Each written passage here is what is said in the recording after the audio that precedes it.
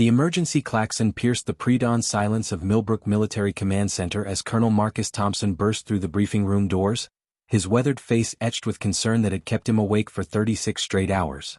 The wall-mounted screens displayed a nightmare tableau of red emergency markers spreading across a digital map of the United States like a virulent infection, each blinking dot representing another town, another city, another community that had gone silent in the past 72 hours. Thompson's calloused fingers traced the patterns while his mind raced to comprehend what his intelligence officers were telling him. This wasn't the random, chaotic zombie outbreaks they'd dealt with before, but something far more terrifying and systematic. 300 miles away in the Centers for Disease Control Laboratory in Atlanta, Dr. Rebecca Martinez hunched over her microscope, her dark eyes widening with disbelief as she observed tissue samples that defied everything she understood about the zombie virus, samples that showed organized neural activity, coordinated motor functions, and what appeared to be primitive communication pathways between infected cells. She had dedicated 8 years of her life to studying the undead plague, had witnessed the gradual evolution of the virus from a simple reanimation agent to something more complex, but these new samples suggested a quantum leap in zombie development that made her blood run cold. In the suburban streets of Millbrook, Jake Rodriguez crouched behind an overturned Honda Civic, his heart hammering against his ribs as he watched something that shouldn't have been possible. A group of 15 zombies moving in perfect formation down Maple Street, their decomposing heads turning in unison to scan windows and doorways with the precision of a trained military unit. Beside him, Emily Foster clutched her baseball bat with white knuckles, her green eyes reflecting the same terror that Jake felt as they witnessed zombies that weren't simply wandering aimlessly or responding to random stimuli, but actively hunting with strategy and purpose. The undead had surrounded the Peterson house methodically, cutting off escape routes before launching their assault, and now they were doing the same to the Martinez residence across the street, displaying a level of tactical awareness that transformed them from mindless predators into calculating killers. Emily whispered urgently into her radio, trying to warn other survivor groups about this new behavior, but static filled most channels while others carried only screams and desperate pleas for help that would never come. Back at the command center, Colonel Thompson's secure phone rang with reports that painted an increasingly desperate picture across multiple states. Zombie hordes that moved with purpose rather than random hunger, coordinated attacks on military installations, and most disturbing of all, evidence that the undead were learning from human defensive strategies and adapting their tactics accordingly. General Patricia Williams called from the eastern seaboard to report that her forces had successfully repelled 3 zombie attacks using standard containment protocols, only to face a 4th assault where the zombies had somehow anticipated and countered every defensive measure. Captain David Kim's tactical analysis suggested they were dealing with an intelligence directing the zombie masses, something that could observe human responses and modify undead behavior in real time, turning every battle into a learning experience for their enemies. The implications were staggering. Humanity was no longer fighting a plague of mindless monsters, but potentially the opening moves of a war against an evolving adversary that grew stronger and smarter with each encounter. Dr. Martinez frantically typed her preliminary findings into a classified report, her fingers trembling as she documented cellular mutations that suggested the zombie virus had not only adapted to human neural pathways but had begun optimizing them for collective intelligence rather than individual consciousness. Her research indicated that infected brain tissue was developing new pathways that allowed for information sharing between zombies, creating a distributed network of undead minds that could coordinate actions across vast distances. She attached video footage from security cameras showing zombies using basic tools, setting traps for human survivors, and even displaying what appeared to be emotional responses to the destruction of their fellow undead. The evidence pointed to an evolutionary breakthrough that transformed the zombie threat from a containment problem into an extinction-level event, and her recommendations were clear: humanity needed to abandon all previous assumptions about zombie behavior and prepare for a war unlike anything in human history. As darkness fell over Millbrook, Jake and Emily watched helplessly from their hiding spot as the coordinated zombie units systematically cleared house after house, moving with the efficiency of professional soldiers rather than shambling corpses. The radio crackled with Colonel Thompson's voice broadcasting emergency protocols to all surviving military units and civilian groups, his words carrying the weight of terrible understanding. The age of random zombie encounters was over, and the war for humanity's survival had officially begun. Colonel Marcus Thompson stood at the head of the Emergency War Council table, his steel-gray eyes scanning the faces of the men and women who represented humanity's last hope for organized resistance against the evolving zombie threat. The massive conference room beneath the Pentagon's sub-basement had been hastily converted into a command center, its walls lined with digital displays showing real-time zombie movement patterns across North America, each red cluster representing thousands of undead moving with terrifying coordination toward major population centers. General Patricia Williams, a battle-hardened veteran of 3 overseas conflicts, spread detailed reconnaissance photos across the mahogany table while her voice carried the grim authority of someone who had seen too much death in the past 72 hours. Ladies and gentlemen, we're looking at approximately 2.3 million confirmed zombies moving in organized formations across 17 states, and our preliminary analysis suggests they're following a strategic pattern that defies every zombie behavioral model we've studied, she announced, her finger tracing the convergence routes that pointed toward major cities like arrows aimed at humanity's heart. Dr. Rebecca Martinez entered the room carrying a stack of laboratory reports that represented sleepless nights and breakthrough discoveries, her face pale but determined as she took her seat beside tech specialist Alex Bennett, a brilliant programmer whose expertise in artificial intelligence had made him invaluable in understanding the zombie collective behavior patterns. The neural network analysis is complete, Martinez began, her voice steady despite the magnitude of her findings, and what we're dealing with is unprecedented in viral evolution.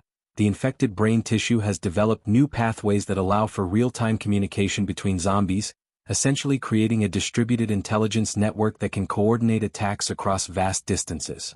Alex Bennett's laptop displayed complex algorithms and data models that translated the zombie communication patterns into something approaching a primitive language, complete with tactical commands and strategic objectives that made the assembled military leaders exchange worried glances. Captain David Kim, whose tactical expertise had earned him rapid promotion during the early zombie outbreaks, stood before a large tactical map where colored pins represented human strongholds, zombie concentrations, and contested territories that changed hands with each passing hour. Our current defensive positions are unsustainable, Kim reported with characteristic bluntness, his pointer indicating the shrinking green zones that represented secure human territory. We have ammunition reserves for approximately 3 weeks of sustained combat, food supplies for 2 months if we implement strict rationing, and communication networks that are failing as zombies target our infrastructure with increasing precision. The captain's analysis revealed a coordinated campaign designed to isolate human communities, cut supply lines, and force defenders into desperate situations where traditional military advantages became meaningless against an enemy that felt no fear, required no rest, and learned from every engagement. Major Susan Walsh, commanding officer of the civilian evacuation efforts, provided equally disturbing intelligence about zombie adaptation in urban environments where thousands of survivors remained trapped in apartment buildings, shopping centers, and office complexes that had become impromptu fortresses. The zombies have begun using human behavioral patterns against us, Walsh explained, displaying surveillance footage that showed undead mimicking human distress calls to lure survivors into ambushes, using familiar faces of recently turned victims to exploit emotional connections, and even employing basic psychological warfare by leaving mutilated remains in strategic locations to demoralize defending forces. Her reports documented cases where zombies had learned to disable security systems, navigate complex building layouts, and coordinate multi-level assaults that suggested not just intelligence, but tactical creativity that evolved with each successful attack. Alex Bennett's computer models painted an even more terrifying picture of the zombie learning curve, with algorithms that showed exponential improvement in undead tactical effectiveness over the past week alone. They're not just sharing information, Bennett explained, his voice tight with scientific fascination and human terror. They're actively experimenting with different attack strategies and discarding unsuccessful approaches while refining effective ones, essentially conducting their own research and development program using human settlements as testing grounds. The data showed zombie forces that had initially suffered heavy casualties during frontal assaults quickly adapting to flanking maneuvers, siege tactics, and even primitive engineering solutions that involved using vehicles and debris to overcome human fortifications. General Williams concluded the briefing with resource allocation charts that revealed the stark mathematics of survival. Human forces were outnumbered 20-1 in most engagement zones, industrial production had ceased in zombie-controlled territories, and refugee movements were creating additional strain on military resources that were already stretched beyond breaking point. We need to abandon conventional warfare doctrine immediately, Williams stated, her voice carrying the weight of command decisions that would determine humanity's fate, and transition to guerrilla tactics, hit-and-run operations, and asymmetric warfare strategies that exploit the few advantages we still possess. The room fell silent as the assembled leaders absorbed the implications of fighting a war against an enemy that combined the relentless hunger of zombies with the strategic intelligence of human military planning, knowing that their next decisions would either save civilization or witness its final collapse under the coordinated assault of the undead army. The pre-dawn mist clung to the razor-wire perimeter of Riverside Base as Captain David Kim adjusted his tactical headset and surveyed the defensive positions that 500 brave soldiers had spent the night preparing for humanity's first coordinated stand against the zombie army. The base's elevated position overlooking the Missouri River Valley provided excellent sight lines across the approaching terrain, where motion sensors had detected the steady advance of approximately 8,000 zombies moving in formation toward their location with the methodical precision of a conventional military force. Kim's binoculars revealed the terrifying truth of Dr. Martinez's intelligence reports. These weren't the shambling, disorganized undead of previous encounters, but organized units that maintained formation discipline while navigating obstacles with strategic awareness that made his stomach clench with dread. Sergeant Lisa Parker crouched beside the command bunker, her sniper rifle trained on the approaching horde while her spotter called out range estimates and movement patterns that defied everything their training had taught them about zombie behavior. As the first wave of zombies reached the outer perimeter at exactly 0630 hours, the coordinated defensive fire from machine gun nests and rifle positions created a devastating wall of lead that should have stopped any conventional assault in its tracks. However, the zombies' response revealed an adaptation that sent shockwaves through the human defenders. Instead of mindlessly pressing forward into the killing field, the undead began using the bodies of their fallen comrades as mobile shields, stacking corpses into protective barriers while flanking units moved to exploit gaps in the defensive line with tactical precision that belonged in military academies rather than horror scenarios. Captain Kim watched in growing horror as zombies demonstrated not just tool use, but strategic thinking that incorporated human defensive psychology, deliberately triggering defensive responses in one sector while launching coordinated attacks in another, forcing the human defenders to divide their fire and weaken their overall effectiveness. The second wave of the assault revealed even more disturbing tactical evolution as zombies began employing captured human equipment against the defenders, using abandoned vehicles as battering rams against fortified positions while others operated human weapons with crude but effective technique that suggested rapid learning capabilities beyond anything the military had prepared for. Sergeant Parker's radio crackled with reports from different sectors of the base perimeter, each transmission carrying news of zombie innovations that transformed the battle from a defensive action into a desperate fight for survival against an enemy that adapted faster than human forces could respond. "They're learning our defensive patterns in real time," Parker reported through gritted teeth as she watched zombies deliberately avoid previously effective kill zones while probing for weaknesses in human formations with systematic thoroughness that belonged to professional military analysis rather than undead instinct. The third assault wave demonstrated the most terrifying aspect of the zombie evolution. They had begun anticipating human tactical responses and preparing countermeasures that suggested not just intelligence, but strategic planning that incorporated lessons learned from previous engagements. When Captain Kim ordered a tactical withdrawal to secondary positions, the zombies had already positioned flanking forces to intercept the retreating humans, turning a standard military maneuver into a carefully orchestrated trap that cost the defenders 30% of their remaining personnel. The undead forces displayed coordination that required real-time communication and command structure, with certain zombies apparently serving as field commanders who directed other units with gesture-based signals that indicated a level of organizational sophistication that made conventional military tactics obsolete against an enemy that learned from every human response. As ammunition supplies dwindled and defensive positions became increasingly untenable, Sergeant Parker made a crucial discovery that would change humanity's understanding of the zombie threat. Through her sniper scope, she observed what appeared to be a central command zombie directing the assault from a position behind the main attack force, a creature that retained enough intelligence to analyze human defensive strategies and modify zombie tactics accordingly. Her desperate radio transmission to Captain Kim carried intelligence that was both valuable and terrifying. "There's something controlling them from the ridge line, something that's studying our responses and adapting their attacks. This isn't random zombie behavior, it's military strategy being executed by an intelligent commander using undead troops." The implications of her discovery sent shockwaves through the surviving defenders as they realized they weren't fighting a plague of mindless monsters, but the opening moves of a war against an evolving enemy that combined zombie resilience with human tactical intelligence. The battle for Riverside Base concluded with a Pyrrhic victory that cost humanity 60% of their forces while providing crucial intelligence about zombie capabilities that would reshape human survival strategies.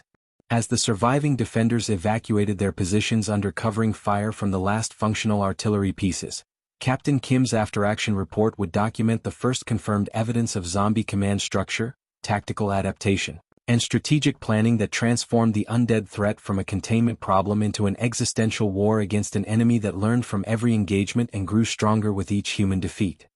Dr. Rebecca Martinez stared at the complex brain wave patterns scrolling across her computer screen in the makeshift laboratory that had been hastily assembled in the underground bunker beneath Fort Richardson, her exhausted mind racing to decode the neurological signatures that might represent humanity's last hope against the zombie army's relentless advance.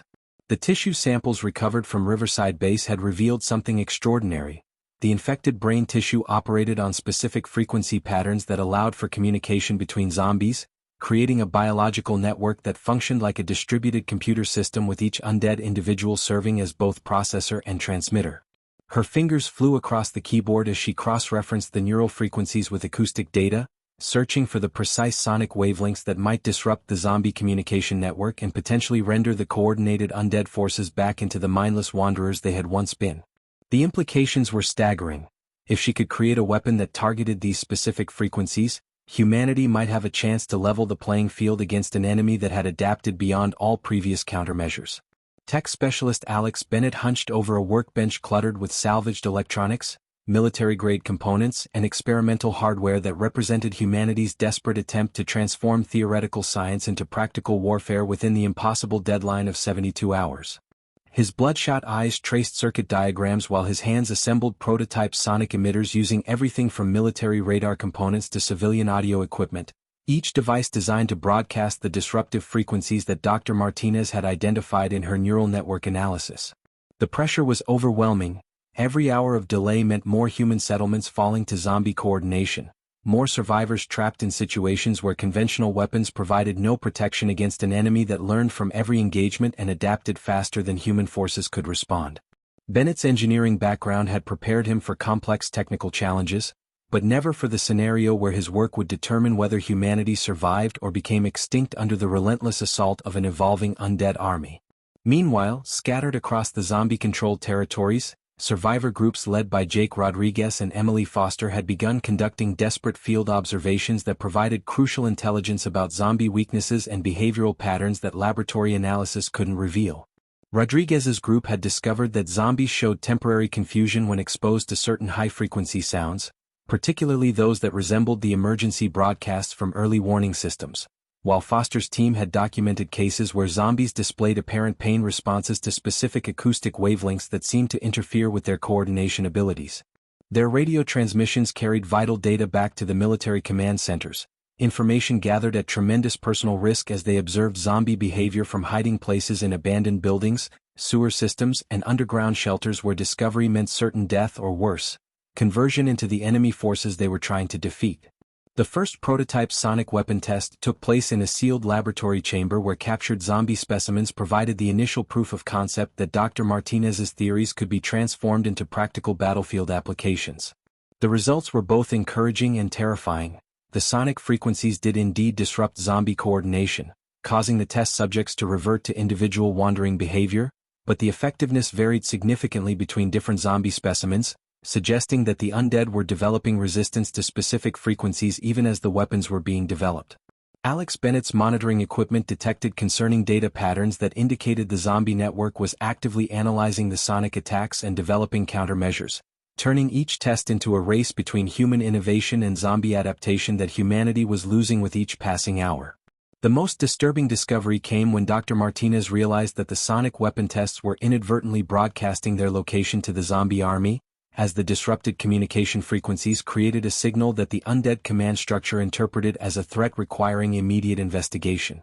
Her computer screens suddenly filled with motion sensor alerts showing massive zombie formations converging on their underground facility from multiple directions, their coordinated movement patterns indicating that the sonic experiments had essentially painted a target on the human research facility. The irony was devastating. The weapon designed to save humanity had instead alerted their enemies to the location of their most important scientific assets, forcing an immediate evacuation under combat conditions that threatened to destroy weeks of crucial research and development.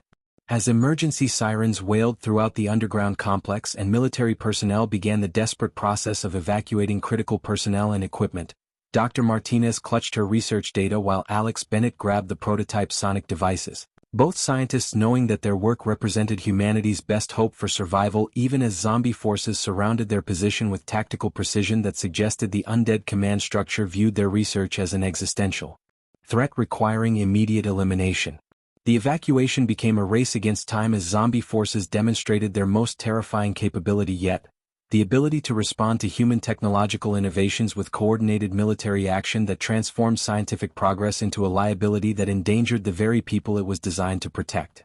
The abandoned subway tunnels beneath Metro City became humanity's last sanctuary as Colonel Marcus Thompson led the desperate evacuation of military personnel, scientific equipment, and civilian survivors into the maze of underground passages that stretched for hundreds of miles beneath the urban landscape. The concrete corridors echoed with the footsteps of thousands of refugees carrying whatever supplies they could manage while military engineers worked frantically to establish defensive positions in the narrow confines where conventional military tactics would need to be completely reimagined. Thompson's tactical analysis of the underground terrain revealed both advantages and deadly vulnerabilities. The confined spaces would limit zombie numbers in any single engagement, but also provided no room for retreat if defensive positions were overrun by an enemy that felt no claustrophobia and required no rest between assaults.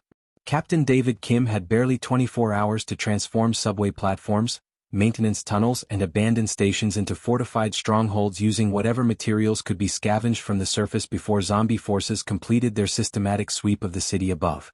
His engineering teams welded metal barriers across tunnel entrances, rigged explosive charges and strategic choke points, and established overlapping fields of fire that would maximize the defensive advantage of fighting in confined spaces against an enemy that had proven capable of adapting to human tactical innovations.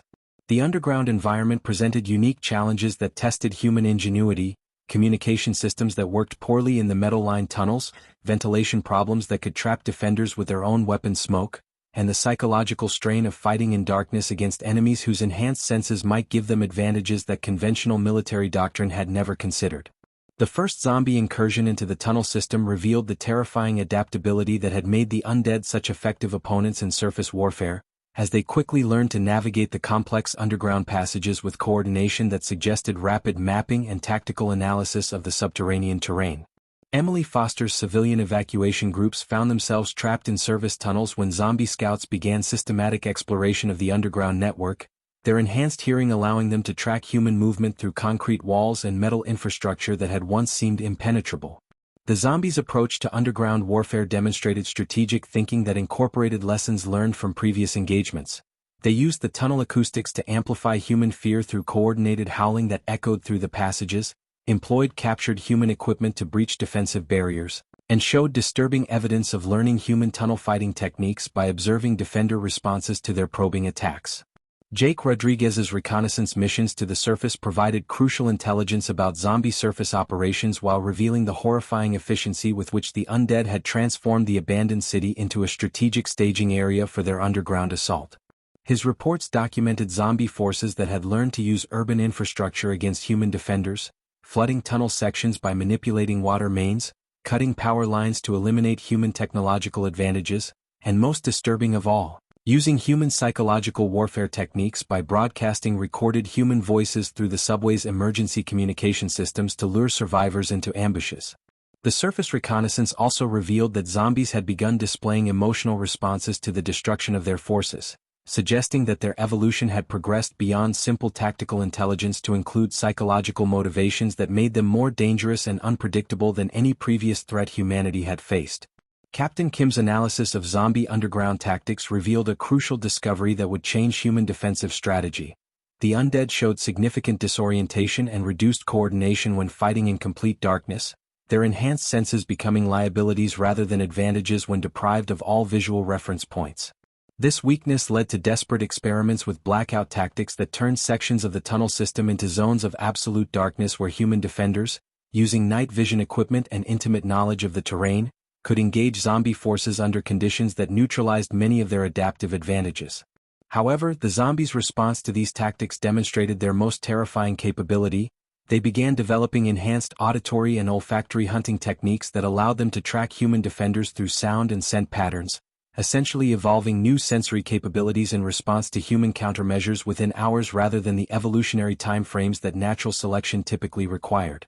The Underground War's most desperate phase began when zombie forces demonstrated their ability to coordinate simultaneous attacks across multiple tunnel sections, forcing human defenders to abandon carefully prepared positions and fight running battles through maintenance corridors and service tunnels where every tactical advantage could be lost in moments. Sergeant Lisa Parker's sniper teams found themselves engaging zombie forces in close-quarters combat that eliminated the range advantages their training had emphasized, while Dr. Martinez's sonic weapon prototypes showed mixed effectiveness in the confined spaces where sound waves created unpredictable resonance patterns that sometimes disrupted zombie coordination but occasionally seemed to enhance their communication abilities. The realization that humanity's underground sanctuary had become a three-dimensional battlefield where zombies could attack from above, below, and all sides simultaneously marked the beginning of the most desperate phase of the war for human survival. Dr. Rebecca Martinez's breakthrough analysis of captured zombie neural tissue finally confirmed what military intelligence had suspected since the Riverside base battle. Somewhere within the coordinated Undead army operated a superintelligent alpha zombie whose enhanced cognitive abilities served as the central command node directing the systematic assault on human civilization. Her laboratory findings revealed brain tissue samples that retained not only human intelligence but had actually enhanced cognitive function beyond normal human parameters, suggesting that the viral evolution had created a creature capable of strategic thinking, long-term planning and real-time battlefield coordination that explained the zombies' impossible tactical adaptations. The implications were both terrifying and hopeful. If they could locate and eliminate this alpha zombie, the entire Undead network might collapse back into individual, manageable threats. But the creature's intelligence meant it would be protected by the most elite zombie forces and positioned in a location that maximized its strategic value while minimizing its vulnerability to human attack. Colonel Marcus Thompson assembled his most experienced operatives for what everyone understood would be a suicide mission with the potential to save humanity or doom the remaining survivors to complete extinction under zombie rule. Captain David Kim volunteered immediately despite his crucial role in tunnel defense planning, while Sergeant Lisa Parker's sniper expertise made her indispensable for long-range engagement of zombie commanders who might be protecting the Alpha. The civilian volunteers surprised everyone when Jake Rodriguez and Emily Foster insisted on joining the mission, their extensive experience observing zombie behavior in urban environments providing tactical knowledge that even military professionals lacked about undead movement patterns, communication methods, and behavioral weaknesses that could be exploited during close-quarters infiltration of heavily defended zombie territory. The target location had been identified through painstaking analysis of zombie movement patterns that all seemed to originate from signals emanating from the abandoned Blackwood Research Facility, a former pharmaceutical laboratory located 30 miles outside the city where initial zombie virus research had been conducted before the outbreak. Intelligence reports suggested that the Alpha had chosen this location not randomly but strategically, using the facility's advanced laboratory equipment to continue viral evolution experiments that were making zombies increasingly dangerous with each passing day.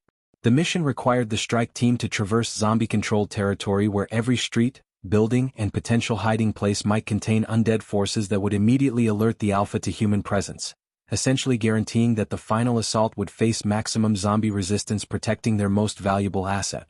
Alex Bennett's improved sonic weapons provided the strike team's primary advantage against coordinated zombie forces, but field testing had revealed disturbing limitations. The devices were effective against standard zombies but showed reduced impact against more evolved specimens, and their power sources limited operational time to approximately 4 hours before requiring recharging that would leave the team vulnerable during extended engagements. The team's equipment loadout reflected desperate improvisation rather than proper military preparation. Modified construction tools for breaking through facility barriers, emergency medical supplies for treating bite wounds that might slow zombie conversion, and explosive charges jury-rigged from civilian materials that might not function reliably when human survival depended on their effectiveness against unknown facility security measures. The infiltration mission revealed the true scope of zombie evolution as the strike team encountered undead variants that had never been documented in previous engagements. Zombies that retained enough human intelligence to operate complex machinery, others that displayed emotional responses to teammate destruction suggesting psychological bonds between undead individuals, and most disturbing of all, zombie sentries that appeared to be deliberately positioned according to professional security protocols rather than random patrol patterns. Captain Kim's tactical analysis during the approach identified defensive measures that incorporated both zombie natural advantages and human military doctrine, creating layered security that forced the strike team to abandon stealth operations in favor of direct assault tactics that would alert every zombie force in the surrounding area to their presence and mission objectives. The approach to Blackwood Research Facility became a running battle through zombie-controlled suburban terrain where every house might contain ambush forces and every street intersection represented a potential killing field defended by undead that had learned to use human urban planning against infiltrating human forces. Emily Foster's knowledge of zombie behavioral patterns proved crucial when she identified communication signals that suggested the Alpha was actively coordinating defensive responses in real time, essentially commanding zombie forces like a human general directing troops against an enemy assault. The final approach revealed the most terrifying aspect of the Alpha's intelligence. It had anticipated human attempts to locate and eliminate it, turning the research facility into a fortress designed specifically to trap and destroy any strike team that managed to penetrate the outer defenses, suggesting that the final confrontation would pit human desperation against zombie intelligence that had evolved beyond anything humanity had prepared to face. The shattered glass doors of Blackwood Research Facility crunched beneath the strike team's boots as they penetrated the outer perimeter and discovered a nightmare laboratory where the Alpha zombie had transformed cutting-edge pharmaceutical equipment into an evolutionary workshop designed to perfect the zombie virus beyond anything humanity had imagined possible. Dr. Rebecca Martinez's handheld scanners detected viral compounds in the air that registered as completely unknown strains, suggesting that the Alpha had been conducting systematic experiments to eliminate the few remaining weaknesses that allowed humans to fight back against zombie forces. The facility's corridors were lined with containment cells that housed experimental zombie variants, each specimen representing a different approach to enhancing undead capabilities. Some showed increased intelligence, others demonstrated improved coordination, and the most disturbing specimens appeared to retain human memories and emotional responses while maintaining zombie resilience and hunger for human flesh. Captain David Kim's tactical assessment of the facility's layout revealed the Alpha's master plan through scattered research documents and computer terminals that painted a terrifying picture of zombie evolution designed not to replace humanity but to transform it into something new and more efficient. The research indicated that the Alpha had been working to develop a hybrid conversion process that would preserve human intelligence and creativity while adding zombie physical advantages and collective coordination, essentially creating a new species that combined the best attributes of both human and undead characteristics. Laboratory records showed successful test subjects who retained human problem-solving abilities while gaining zombie resistance to physical damage, suggesting that the Alpha viewed traditional zombie conversion as an incomplete solution to the problem of human biological limitations.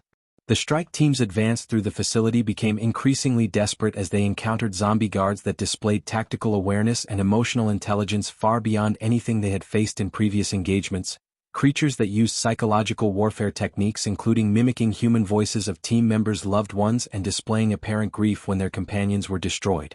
Sergeant Lisa Parker's sniper training proved essential when she identified that these elite zombie guards were protecting specific laboratory sections according to strategic priority rather than random patrol patterns, indicating that the Alpha had organized facility defense based on research importance rather than simple territorial protection. Her precise targeting eliminated key zombie positions while Alex Bennett's sonic weapons created temporary confusion that allowed the team to advance. But each engagement revealed that their equipment advantages were diminishing as they faced increasingly evolved opponents. The most shocking discovery came when Jake Rodriguez accessed the facility's communication system and intercepted transmissions that revealed the Alpha zombie was actively communicating with the strike team, having monitored their approach and infiltration while allowing them to penetrate facility defenses according to its own strategic objectives. The Alpha's voice carried disturbing traces of human emotion and intelligence as it explained through the facility's speakers that humanity's resistance was not unexpected but rather an essential component of its evolutionary research, providing valuable data about human tactical adaptation under extreme survival pressure. The psychological impact of discovering that their mission had been anticipated and potentially manipulated by the enemy they sought to destroy created doubt and fear that threatened to fracture team cohesion at the moment when unity was most crucial for mission success. Emily Foster's knowledge of zombie behavioral patterns became critical when she recognized that the facility's defensive layout was designed not just to protect the Alpha but to channel human attackers towards specific laboratory sections where they would become test subjects rather than threats, essentially transforming their rescue mission into the Alpha's final experiment. Her warning allowed the team to avoid several elaborate traps that would have captured rather than killed them, but the realization that they were fighting an enemy that viewed human tactical intelligence as research data rather than genuine threat made every decision potentially dangerous. The facility's emergency lighting system activated as they approached the central laboratory, revealing corridors lined with observation equipment that had been recording their every move and communication for analysis by an intelligence that understood human psychology better than most humans understood themselves. The approach to the Alpha Central Command Chamber required Captain Kim to make the ultimate tactical sacrifice, using explosive charges to create a passage through heavily defended laboratory sections while knowing that the blast would alert every zombie force in the facility to their exact location and eliminate any possibility of retreat. His final radio transmission to the surviving team members carried instructions for completing the mission even if he didn't survive the assault, emphasizing that Dr. Martinez must obtain tissue samples from the Alpha regardless of personal cost because humanity's survival depended on understanding and potentially reversing the evolutionary advantages that made zombies such effective opponents. The explosive breach revealed the Alpha's inner sanctum where the fate of human civilization would be determined by a confrontation between desperate human ingenuity and zombie intelligence that had evolved beyond the limitations that once made the undead manageable threats rather than existential dangers to human survival. The central laboratory chamber of Blackwood Research Facility stretched before the surviving strike team like a cathedral of twisted science, where Dr. Rebecca Martinez faced the Alpha zombie that had once been Dr. William Harrison, the brilliant virologist whose research had created the original zombie virus before his own infection transformed him into the supreme intelligence coordinating humanity's destruction. The Alpha retained Harrison's human appearance except for the telltale pallor and enhanced musculature that marked his undead evolution, and his voice carried the cultured tones of academic discourse as he explained that zombie evolution represented not humanity's end but its necessary transformation into a species capable of surviving the environmental and social challenges that had made human civilization unsustainable. His laboratory contained dozens of hybrid conversion chambers where successful test subjects demonstrated the Alpha's vision. Beings that retained human creativity and problem-solving abilities while gaining zombie resistance to disease, aging, and physical trauma that could make them immortal guardians of Earth's ecosystem. Jake Rodriguez and Emily Foster coordinated the final assault using every lesson learned from months of zombie warfare, employing darkness tactics that disrupted undead coordination while Alex Bennett's sonic weapons created windows of confusion that allowed precise strikes against the Alpha's elite guard units. The battle combined conventional weapons with improvised tactics that exploited the facility's scientific equipment, turning laboratory instruments into weapons and using chemical compounds to create barriers that even enhanced zombies couldn't penetrate.